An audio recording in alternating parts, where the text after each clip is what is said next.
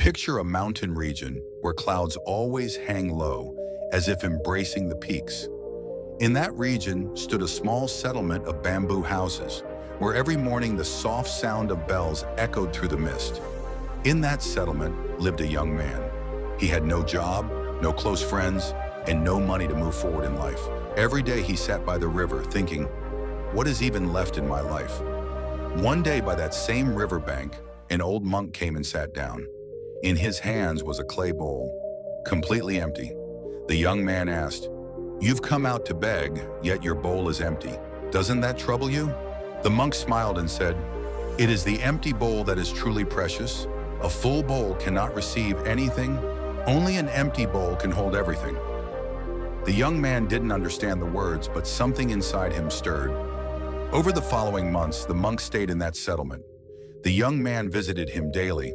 The monk gave him no money, no job, no promises.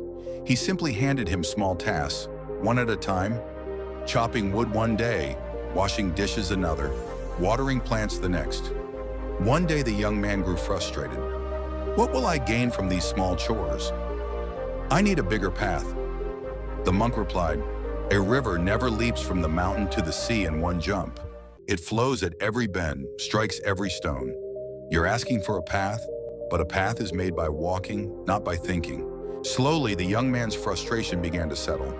He noticed that the tasks he once dismissed as small had made his hands skilled. The villagers began coming to him for help. Someone needed a roof repaired. Someone else needed pots made. Little by little, without him even realizing it, people began gathering around him. They weren't friends at first, just people who trusted him. But trust is the root from which friendship grows. One evening, a storm rolled in. The entire settlement was swallowed in darkness. The young man sat alone in his hut, afraid when a knock came at his door. It was the very people he had helped, now carrying lanterns and food to help him in return. That night, tears filled the young man's eyes. He went looking for the monk, but the monk was gone. Only his empty bowl remained, left on the threshold of the young man's hut. Inside the bowl was a single leaf, and on it was written, "The day you saw yourself as empty was the day you became ready to be filled." Wealth doesn't build the path, nor does friendship arrive by luck. Both gather around the person who learns to give without being asked. The young man stared at that leaf for a long time. He realized he had always asked, "What will I get?" but never once asked, "What can I give?" In the years that followed, the young man became the most trusted craftsman in the settlement. He never gained great wealth, but his home was always full of people. The one who once felt like the emptiest, loneliest person alive had become the heart of the entire settlement. And that empty bowl, it still sits on his doorstep today.